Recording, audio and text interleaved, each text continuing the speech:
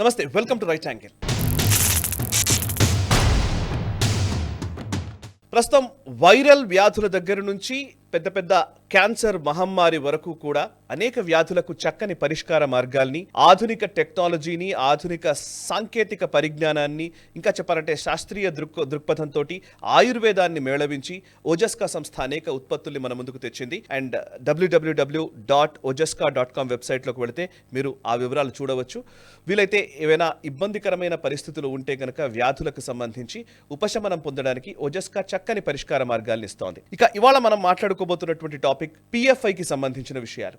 PFI విచారణకు సంబంధించి ప్రతి నెలలో ఏదో ఒక సందర్భంలో ఎక్కడో ఒక చోట కోర్టు విచారణల్లో కావచ్చు, మిగతా ఎంక్వైరీల్లో కావచ్చు, ఎన్ఐఏ సంచలన విషయాల్ని బయట పెడుతూ వస్తోంది. 2022లో పాపులర్ ఫ్రంట్ ఆఫ్ ఇండియాని బ్యాన్ చేసిన తర్వాత అనేక మంది పిఎఫ్ఐ యాక్టివిస్టులని ఎన్ఐఏ అధికారులు అరెస్ట్ చేశారు. దేశంలో చాలా ప్రాంతాల్లో ఉగ్ర కార్యకలాపాలకు ప్రేరేపిస్తూ, ఉగ్ర కార్యకలాపాలకు ఈవెన్ యువతరాన్ని ఉగ్రవాదం వైపు నడిపిస్తున్నటువంటి పిఎఫ్ఐ సంస్థకు సంబంధించినటువంటి అనేక విషయాల గురించి నేషనలిస్ట్ హబ్ ఎప్పటికప్పుడు వివరాలు చెబుతూ వస్తోంది. ఇప్పుడు ఒక కీలకమైన కొన్ని విషయాలు బయటకు వచ్చాయి. అదేంటంటే పిఎఫ్ఐ హిట్ లిస్ట్ కి సంబంధించిన సమాచారాన్ని కేరళలోని ఒక కోర్టుకి ఎన్ఐఏ అధికారులు సమర్పించడం జరిగింది. కేరళలో పిఎఫ్ఐ కార్యకలాపాల్లో నిమగ్నమైనటువంటి కొంతమంది ఉగ్రవాదులు వాళ్ళు బెయిల్ పిటిషన్ వేయడం జరిగింది కేరళలోని కోర్టులో. అందులో పిఎఫ్ఐ వాదనలు వినిపిస్తూ పిఎఫ్ఐ వీళ్లకు బెయిల్ ఇవ్వడానికి వీలు లేదు అని చెబుతూ ఒక పిఎఫ్ఐ ఆధ్వర్యంలో ఎంతమందిని చంపడానికి వాళ్ళు ప్లాన్ చేశారో ఆ హిట్ లిస్ట్ని కోర్టుకు సమర్పించడం జరిగింది. హిట్ లిస్ట్ నంబర్ చూస్తేనైతే ఆశ్చర్యంగా ఉంది. 972 మందిని చంపడానికి పిఎఫ్ఐ ప్రణాళిక రచించడానికి తెలుస్తోంది. వాళ్ళని 972 మందిని చంపడానికి వాళ్ళు ప్రణాళిక రచించినట్టుగా తెలుస్తుంది. అందులో ఈవెన్ రిటైర్డ్ జడ్జి కూడా ఉన్నారు, అండ్ ఇంకా ప్రముఖులు ఉన్నారు. ఆర్ఎస్ఎస్ కార్యకర్తలు, లేకపోతే బీజేపీ, లేకపోతే పిఎఫ్ఐకి వ్యతిరేకంగా పనిచేస్తున్నటువంటి అనేక మంది సామాన్యుల దగ్గర నుంచి పెద్దవాళ్ల వరకు వాళ్ళ లిస్ట్లో పొందుపరిచినట్టుగా తెలుస్తోంది. ఆ లిస్ట్ని కోర్టుకి సమర్పించిన వెంటనే ఒక్కసారిగా సంచలనం కలుగుతోంది. పోయిన మే నెలలోనే నాకు తెలిసి, సరిగ్గా చెప్పాలంటే ఈ హిట్ లిస్ట్ కి సంబంధించి ఈ వార్త వచ్చిన సందర్భంలో మనకు గుర్తొచ్చిన విషయం, మే 21వ తేదీన సుప్రీంకోర్టు ఇద్దరికి పిఎఫ్ఐ యాక్టివిస్టులకి, పిఎఫ్ఐ టెర్రరిస్టులకి బెయిల్ ఇస్తూ సుప్రీంకోర్టు నిర్ణయం తీసుకుంది. ఆ సందర్భంలో ఒక మాట అంది, only 1 person has been killed. How many people do you want to put behind the bars అని సుప్రీంకోర్టు వ్యాఖ్య. ఇది సుప్రీంకోర్టు ధర్మాసనం చెప్పిన మాట. ఇది ఒక్కరిని చంపారు, దానికి ఎంతమందిని అరెస్ట్ చేస్తారు అని సుప్రీంకోర్టు చెప్పిన మాట. కానీ ఇవాళ కేరళ కోర్టులో ఎన్ఐఏ చెప్పినటువంటి విషయం ఏంటంటే 972 మందిని చంపడానికి వాళ్ళు ప్రణాళిక రచించినట్టుగా తెలుస్తోంది అని. PFI had hit list of around 972 people in Kerala. NIA కోర్టుకు చెప్పిన విషయమని PTI, press trust of India, ఒక ప్రెస్ నోట్ని కూడా రిలీజ్ చేసింది. దానికి సంబంధించిన వార్తా కథనం కూడా ఉంది, అన్ని జాతీయ వార్తాపత్రికల్లో వచ్చింది. అసలు ఈ యాక్టివిటీస్ ఏంటి, కోర్టుకి, కేరళలోని కోర్టుకి ఎన్ఐఏ ఏం చెప్పింది నేను తెలియజేస్తాను. అందులో వారు చెప్తున్నది ఏంటంటే, నిజానికి మే 2022లో పిఎఫ్ఐ యాంటీ నేషనల్ యాక్టివిటీస్ కి పాల్పడుతోంది అని కేంద్ర ప్రభుత్వం ఎన్ఐఏకి డైరెక్షన్స్ ఇచ్చింది. దీని మీద కొంచెం విచారణ చేయండి, పిఎఫ్ఐ యాక్టివిటీస్ మీద నిఘా పెట్టండి అని. 2022 మే నెలలో కేంద్ర ప్రభుత్వం ఇచ్చినటువంటి డైరెక్షన్స్ ని బేస్ చేసుకుని ఎన్ఐఏ విచారణ మొదలుపెట్టింది. అండ్ ఎక్కడెక్కడ పిఎఫ్ఐ యాక్టివిటీస్ ఉన్నాయో వాళ్ళ యాక్టివిటీస్ కి సంబంధించిన నిఘా పెట్టిన తర్వాత ఎన్ఐఏ ఇచ్చిన పూర్తి సమాచారాన్ని ఆధారం చేసుకుని సెప్టెంబర్ నెలలో 2022 28 సెప్టెంబర్ రోజున పిఎఫ్ఐని పూర్తిగా నిషేధిస్తున్నట్టుగా కేంద్ర ప్రభుత్వం ప్రకటించింది. పిఎఫ్ఐ మాత్రమే కాదు, పిఎఫ్ఐకి సంబంధించినటువంటి సంస్థలైనటువంటి rehab India foundation, campus front of India, ఇది విద్యార్థి విభాగము, and all India imams council, ఇది పూర్తిగా మత పెద్దలకు సంబంధించినటువంటి విభాగము, national confederation of human rights organization, ఇది కూడా హ్యూమన్ రైట్స్ యాక్టివిటీస్ పేరిట ముస్లింల పైన దాడులు జరుగుతున్నాయని చెప్పే విధంగా చేసేటువంటి సంస్థ ఇది, అండ్ నేషనల్ ఉమెన్స్ ఫ్రంట్, ఇది మహిళా విభాగము పిఎఫ్ఐకి సంబంధించి, అండ్ ఎంపవర్ ఇండియా ఫౌండేషన్, ఇదేమో బిజినెస్ యాక్టివిటీస్ ని పెంచే విధంగా ఉండేటువంటి ఒక విభాగము. పిఎఫ్ఐకి సంబంధించిన ఈ విభాగాలన్నింటినీ కూడా బ్యాన్ చేస్తూ కేంద్ర ప్రభుత్వం నిర్ణయం తీసుకుంది. ఆ తర్వాత పిఎఫ్ఐకి సంబంధించినటువంటి కార్యాలయాలు లేకపోతే వాళ్ళ యాక్టివిటీస్ ఎక్కడెక్కడ ఉన్నాయో వాటన్నిటి మీద ఎన్ఐఏ రైట్స్ చేశారు. అనేక సమాచారాన్ని మొత్తం అనేక రకాల డాక్యుమెంట్స్ని తీసుకున్నారు, వాళ్ళ యాక్టివిటీస్ గురించి చెప్పారు. అందులో కొన్ని విషయాల్ని ఇప్పుడు కేరళ కోర్టులో కూడా ఎన్ఐఏ చెప్పడం జరిగింది. అదేంటంటే అసలు యాక్చువల్లీ ఆర్ఎస్ఎస్కి సంబంధించినటువంటి నాయకుడైనటువంటి శ్రీనివాసన్ని హత్య చేశారు పిఎఫ్ఐ ఉగ్రవాదులు. ఆ హత్య కేసుకి సంబంధించినటువంటి విచారణ ఒకవైపు జరుగుతూ ఉన్నప్పుడే అదే అండ్ ఇప్పుడు పిఎఫ్ఐకి సంబంధించిన యాక్టివిటీస్ మీద జరుగుతున్నటువంటి విచారణకు కూడా దాన్ని అటాచ్ చేసి పూర్తిగా విచారణ జరపడం జరుగుతోంది. ఇందులో కోర్టుకు ఎన్ఐఏ ఏం చెప్పింది అంటే పిఎఫ్ఐకి సంబంధించి 3 వింగ్స్ పనిచేశాయి. అందులో ఒకటి రిపోర్టర్స్ వింగ్ పేరిట వీళ్ళు ఏం చేస్తారంటే ఎవరెవరిని చంపాలో వాళ్ళకి సంబంధించినటువంటి యాక్టివిటీస్ మీద రెక్కీ నిర్వహిస్తారు, వాళ్ళ కార్యకలాపాలని గమనిస్తారు అండ్ సమాచారం సేకరిస్తారు. అది పిఎఫ్ఐ నాయకులకి చేరవేస్తారు. అండ్ ఒక వింగ్ ఏమో రిపోర్టర్స్ వింగ్, రెండో వింగ్ ఏమో సర్వీస్ వింగ్. ఇదేంటంటే హిట్ టీమ్స్ అని కూడా వీటిని అంటారు. పేరుకి service wing, PFI service wing, పేరుకి సేవా కార్యక్రమాలు చేస్తారేమో అనుకుంటారేమో, కాదు, ఇది హిట్ టీమ్స్ అనమాట. వీళ్ళు ఏం చేస్తారంటే డైరెక్ట్గా అటాక్ చేసే టీమ్స్ ఇవి. ఎవరినైతే హిట్ లిస్ట్లో పెట్టుకున్నారో వాళ్ళని చంపడానికి వీళ్ళు వెళతారు. అండ్ మూడో వింగ్ ఏంటంటే physical and arms training wing. ఇది ఎవరైతే ఉగ్రవాదులు ఉన్నారో వాళ్ళకి ట్రైనింగ్స్ ఇచ్చేటువంటి వింగ్. ఇందులో రకరకాల పద్ధతుల్లో హతమార్చడం జరుగుతుంది. కేవలం మర్డర్ అంటే కేవలం గన్స్ తోనో లేకపోతే కత్తులతోనో పొడవడమో ఇంకోటో కాదు. ఇది యాక్సిడెంట్ రూపంలో చనిపోవచ్చు, ఇంకో రూపంలో చనిపోవచ్చు. బట్ పిఎఫ్ఐ ఈ హిట్ లిస్ట్ లోని ఉన్న వాళ్ళని చంపడానికి ఆల్రెడీ ప్రణాళికలు రచించుకుంది అని ఎన్ఐఏ కోర్టుకి సమర్పించిన డాక్యుమెంట్లో ఉన్నటువంటి విషయాలు. అండ్ ఇది మాత్రమే కాదు, ఈవెన్ బీహార్లో కూడా ఇట్లాంటి ఒక రైడ్ చేసిన సందర్భంలోనే ఒక 6 పేజ్ డాక్యుమెంట్ గతేడాది దొరికింది. అదేంటంటే ఇండియా 2047 పేరిట ఉన్నటువంటి డాక్యుమెంట్ ఇది. India 2047 towards rule of Islam in India. 2047కి వికసిత భారతం లక్ష్యంగా కేంద్ర ప్రభుత్వం పనిచేస్తోంది. కానీ పిఎఫ్ఐ మాత్రం వాళ్లకున్నటువంటి లక్ష్యం ఏంటంటే 2047కి భారతదేశం ఇస్లామిక్ రాజ్యంగా అవతరించాలి అని. దానికి వాళ్ళు ఏ కార్యకలాపాలు తీసుకున్నారు, ఎలా 2047 కల్లా ఇస్లామిక్ రాజ్యాన్ని సృష్టించాలనుకుంటున్నారు అనే అంశానికి సంబంధించినటువంటి క్లియర్ డాక్యుమెంట్ ఎన్ఐఏ అధికారుల చేతికి చిక్కింది. దాన్ని కోర్టులో కూడా సబ్మిట్ చేశారు. దాని డీటెయిల్స్ లోకి వెళితే యాక్చువల్లీ ఎన్డీటీవీ వెబ్సైట్ లో కూడా దీనికి సంబంధించినటువంటి పూర్తి సమాచారం ఉంది.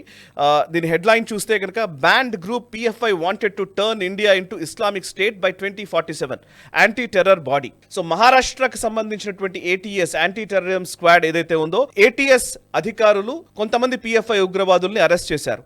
అరెస్ట్ చేసిన సందర్భంలో 5 ఉగ్రవాదుల్ని అరెస్ట్ చేశారు. మజార్ ఖాన్, సాదిక్ షేక్, మొహమ్మద్ ఇక్బాల్ ఖాన్, మోమిన్ మిస్త్రీ, ఆసిఫ్ హుస్సేన్ ఖాన్. వీళ్ళని అరెస్ట్ చేసినప్పుడు వీళ్ళ దగ్గర ఆ డాక్యుమెంట్ దొరికింది. India 2047 towards rule of Islam in India అనే పేరిట ఉన్నటువంటి డాక్యుమెంట్ అది. అందులో ఏం రాస్తుంది అంటే వి dream a 2047 where the political power has turned to the Muslim community from whom it was unjustly taken away by the British Raj.